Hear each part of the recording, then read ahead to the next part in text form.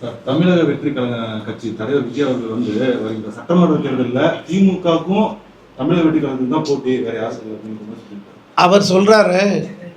அவரோட எண்ணம் அதுவாக இருக்கலாம். ஆனால் தமிழ்நாட்டில் யார் கட்சி ஆரம்பித்தாலும் திராவிட முன்னேற்ற கழகத்தை எதிர்க்காமலோ இல்லை திராவிட முன்னேற்ற கழகத்தை பற்றி பேசாமலோ அவர்களால் கட்சியை ஆரம்பிக்க முடியாது. அந்த வகையில் நானும் ஒரு கட்சியை துவங்கி இருக்கின்றேன் என்பதனை தமிழ்நாட்டில் இருக்கிற மக்களுக்கு அடையாளம் காட்டுவதற்காக நாங்கள் திராவிட முன்னேற்ற கழகத்தை நான் எதிர்க்கிறேன் என்று சொல்கின்றார். எதிர்த்தவர்கள் எல்லாரும் எங்கேயும் மறைந்து விட்டார்கள். இவரும் அவர்களுடைய வரிசையில் சேருவார் என்பதனை செய்தியாளர் மூலமாக தெரிவித்துக் கொள்கிறேன்.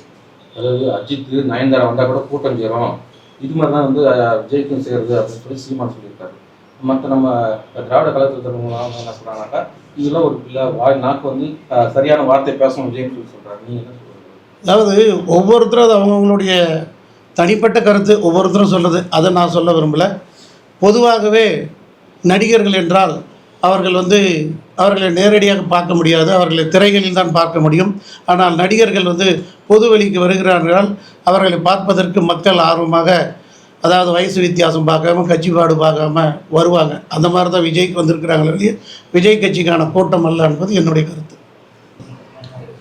தமிழர்களுடைய பண்பாட்டை பறைசாற்றுகின்ற கீழடியில் நடைபெறுகின்ற அகல் ஆய்வாராய்ச்சி புறக்கணிப்பு, இந்தி திணிப்பு, அதன் காரணமாக தமிழ்நாட்டுக்கு வழங்கப்படுகின்ற கல்வி உள்ளிட்ட ஒட்டுமொத்த நிதியும் மறுக்கப்படுகிறது. நீட் போன்ற நியாயமற்ற தேர்வு முறைகள், கூட்டாட்சி தத்துவம் சிதைப்பு, அரசியல் பிரதிநிதித்துவத்தை குறைக்கும் வகையில் பாராளுமன்ற உறுப்பினர்களுடைய எண்ணிக்கையை குறைக்க வேண்டும் என்ற நோக்கத்திற்காக தொகுதியினுடைய மறுசீரமைப்பு என தமிழ்நாட்டில் இருக்கின்ற மக்களை தொடர்ந்து வஞ்சிக்கின்ற ஒன்றிய பாஜக அரசை கண்டித்து மாண்புமிகு தமிழ்நாட்டினுடைய முதலமைச்சர், போற்றுதலுக்குரிய கழகத் தலைவர் அவர்கள் ஜூலை 1ஆம் தேதி தமிழ்நாட்டில் இருக்கின்ற மக்களுடைய மண், மொழி, மானம் காக்க வேண்டும் என்ற உன்னத நோக்கத்திற்காக ஓரணியில் தமிழ்நாடு என்ற ஒரு உன்னத திட்டத்தினை அறிமுகப்படுத்தினார்கள்.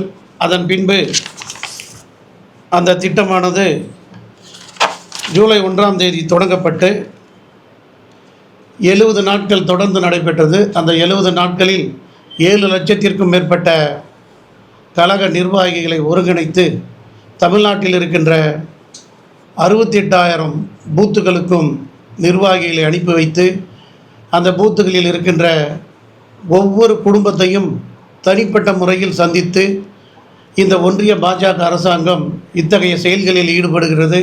ஆகவே அதிலிருந்து தமிழ்நாட்டு மக்களை நாம் காப்பாற்ற வேண்டும். அதற்காக நாம் அனைவரும் ஓரணியில் தமிழ்நாடு என்ற உன்னத திட்டத்தின் மூலம் ஓரணியில் நாம் இணைய வேண்டும் என்று மக்களை சந்திக்க சொல்லி மாண்புமிகு கழகத் தலைவர் அவர்கள் ஆணையிட்டார்கள். அவர்களுடைய ஆணையை ஏற்று 1 கோடிக்கும் அதிகமான குடும்பங்களை சந்தித்து இருக்கின்றோம்.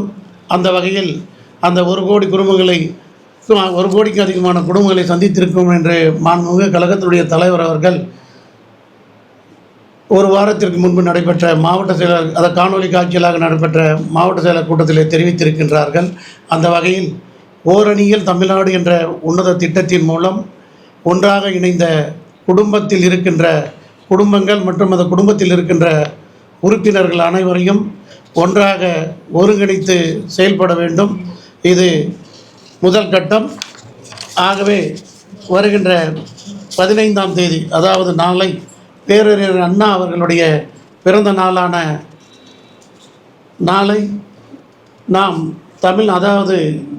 தமிழ்நாட்டில் இருக்கின்ற 68,000 வாக்குச்சாவடிகளிலும், அதுவும் குறிப்பாக தருமபுரி கிழக்கு மாவட்டத்தில் இருக்கின்ற 604 வாக்குச்சாவடிகளிலும் நாங்கள் ஒவ்வொரு வாக்குச்சாவடி தோறும் ஒருங்கிணைக்கப்பட்ட ஓரணியில் தமிழ்நாட்டின் மூலம் ஒருங்கிணைக்கப்பட்ட குடும்பங்களை ஒருங்கிணைத்து அந்த குடும்பங்கள் அனைவரும் நாங்கள் ஒன்றாக பின்வரும் தீர்மானங்களை நிறைவேற்றுவதென முடிவு செய்திருக்கின்றோம்.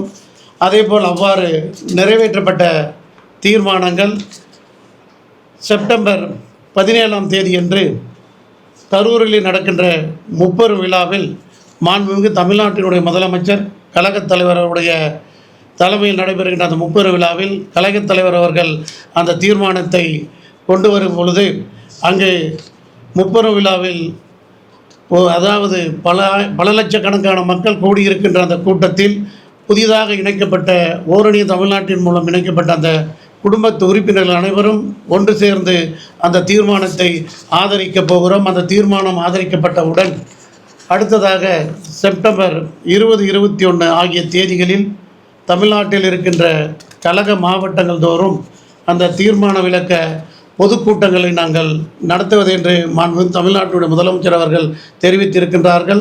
அதற்கேற்ப கழகத் தலைவர் ஆணைக்கேற்ப தமிழ்நாடு முழுவதும் நடைபெறுகின்ற கழக மாவட்டங்கள் தோறும் நடைபெறுகின்ற அந்த கூட்டம் நமது தருமபுரி மாவட்டத்திலும் தருமபுரி கிழக்கு மாவட்டத்தில் நடைபெறுகிறது. அந்த கூட்டம் தருமபுரி நகரில் நடைபெறுவது என முடிவு செய்திருக்கின்றோம். அதேபோல் அந்த கூட்டத்தில் முப்பெரும் விழாவில் நிறைவேற்றப்பட்ட அந்த தீர்மானம் அந்த கூட்டத்தில் கலந்து கொண்டிருக்கின்ற அனைத்து குடும்ப உறுப்பினர்களையும் கொண்டு மீண்டும் ஒரு முறை அந்த தீர்மானம் அந்த கூட்டத்தின் வாயிலாகவும் நிறைவேற்றப்படும். அந்த தீர்மானம் நிறைவேற்றப்பட்ட பின்னர் தமிழ்நாட்டு மக்களுக்கு என்னென்ன அநீதிகள் இழைக்கப்படுகிறதோ அந்த அநீதிகளிலிருந்து நாங்கள் தமிழ்நாட்டு மக்களை தலைகுனிய விடமாட்டோம் என்பதுதான் அந்த தீர்மானத்தினுடைய முக்கிய நோக்கம். அத்தகைய தீர்மானங்கள் நான் தமிழ்நாட்டின் நாடாளுமன்ற உறுப்பினர்களின் விகிதத்தை குறைக்கும் நியாயமற்ற தொகுதி மறுவரையறைக்கு எதிராக போராடுவேன், தமிழ்நாட்டை தலைகுனிய விடமாட்டேன் என உறுதியேற்கிறேன் என்ற தீர்மானம். நான் வாக்காளர் பட்டியல் மோசடி மூலம் தமிழ்நாட்டு மக்களின் வாக்குரிமையை பறிக்கும் SIRக்கு எதிராக நிற்பேன், தமிழ்நாட்டை தலைகுனிய விடமாட்டேன் என நான் உறுதியேற்கிறேன் என்ற தீர்மானம். நான் நீட் மற்றும் இளைஞர்களை முடக்கும் எந்த ஒரு திட்டத்தையும் எதிர்த்து நிற்பேன், நம் மாணவர்களுக்கு உரிய நிதிக்காக போராடுவேன், ஒருபோதும் தமிழ்நாட்டை தலைகுனிய விடமாட்டேன் என நான் உறுதியேற்கிறேன். நான் தமிழ் மொழி பண்பாடு மற்றும் பெருமைக்கு எதிராக எந்த ஒரு பாகுபாட்டையும் எதிர்த்து போராடுவேன், எதற்காகவும் தமிழ்நாட்டை தலைகுனிய விடமாட்டேன் என நான் உறுதியேற்கிறேன். நான் பெண்கள், விவசாயிகள், மீனவர்கள், நெசவாளர்கள், தொழிலாளர்கள் என ஒவ்வொரு உழைக்கும் வர்க்கத்தின் நலன்களை பாதுகாக்க தேவையான நிதிக்காக போராடுவேன். அந்த வகையில் தமிழ்நாட்டை தலைகுனிய விடமாட்டேன் என உறுதியேற்கிறேன் என்ற இந்த 5 வகையான உறுதிமொழிகளை நாங்கள் தமிழ்நாட்டை தலைகுனிய விடமாட்டேன் என்ற உறுதிமொழியினை நாளை நடைபெறுகின்ற பேரறிஞர் அண்ணா அவர்களுடைய பிறந்த நாளில் ஒவ்வொரு பூத்து வாரியாகவும் இந்த தீர்மானங்களை நாங்கள் இந்த ஒரு உறுதிமொழிகளை ஏற்று அந்த உறுதிமொழிகளை நாங்கள் தீர்மானமாக நிறைவேற்றும் என்பதை இந்த செய்தியாளர்கள் சந்திப்பின் வாயிலாக தெரிவித்துக் கொள்கின்றேன். கரூரில் நேற்று நடைபெற்ற மாவட்ட அவசர செயற்குழு கூட்டத்தில் முடிவு செய்யப்பட்டதின்படி ஒவ்வொரு ஒன்றிய கழகத்தின் சார்பில் ஒவ்வொரு ஒன்றியத்திலிருந்தும் 1000 நபர்களுக்கு குறையாமல் செல்வதென நாங்கள் முடிவெடுத்திருக்கின்றோம். அந்த வகையில் எங்களுடைய தருமபுரி கிழக்கு மாவட்டத்தில் 12 ஒன்றிய கழகங்கள், 2 பேரூர் கழகங்கள், 1 நகர கழகம் இருக்கின்றது. ஆகவே நாங்கள் தலா 1000 நபர்களை இங்கிருந்து அழைத்து செல்வது என நேற்று முடிவு செய்திருக்கின்றோம்.